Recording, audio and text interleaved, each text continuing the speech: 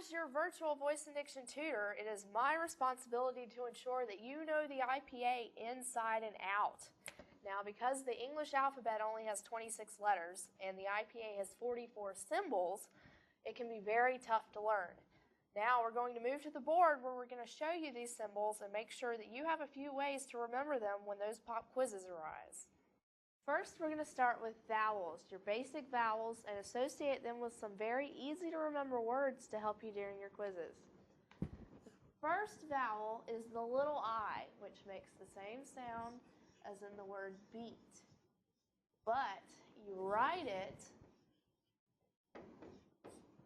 as in the regular American word bit. Next we have the I sound, which is in the American word bit, but you would write it with the big I. The next one is the A sound, as in the word bait, but you would write bait with a little e phonetically.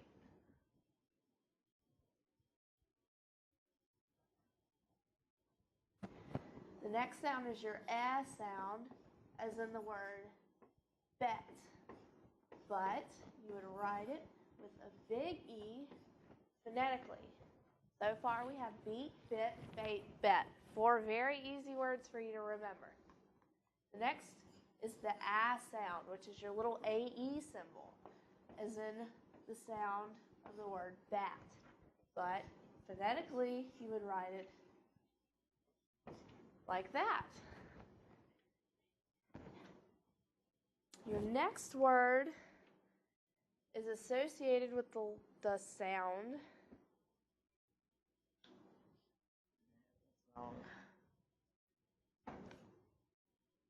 Can we pause it right there and I erase that part? Erase it. Just go ahead like you're doing a classroom.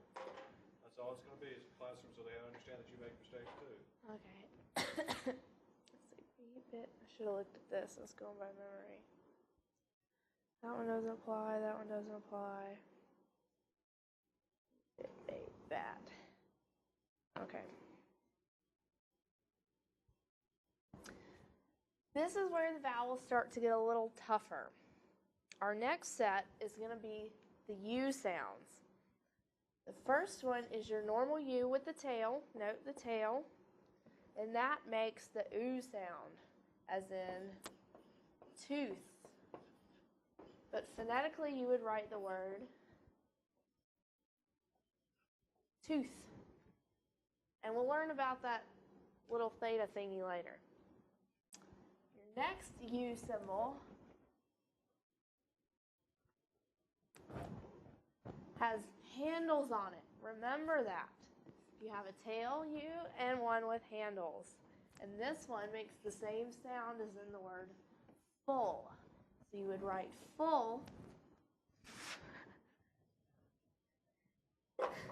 Okay, take 2 on full. So you would write full with your handlebars. And that's the oo versus the sound. Miss Bryant, may I ask a question? Why would you do that way? Do what? What way? Anonymous guinea pig? I'm just curious why you write full out that way instead of the other way. Because the reason why you have to have 2 symbols that look like U's is because there are 2 different U sounds. Because remember, the IPA goes by sound. And when you say the word tooth, that sounds different than full. You have the oo versus the Oh, okay. Thank you. Another good example of these words is the word pull and pull. Most people say these words the same, but this one is actually supposed to be pronounced pool, or you would spell it phonetically with the tail U. And this one, pull, as if you're pulling on something, would be with your handlebars. Pool versus pull. Okay, I see what you're saying now.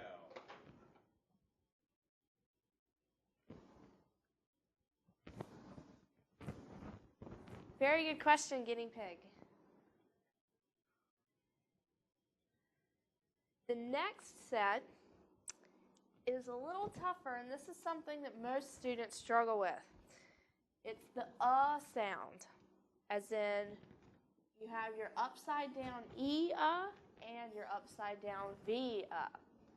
Note that this one is stressed, and this one is unstressed. Now you're probably thinking, what the heck is she talking about? But it makes complete sense. First of all, any word that's one syllable is going to be stressed. As in, if you were to write the word but, since it is only one syllable, it has to be stressed. So phonetically, you would write it like this, but. But since the upside down E is unstressed, then the word has to have more than one syllable, as in the word above. Let's look at the word above, which focuses on both of these letters.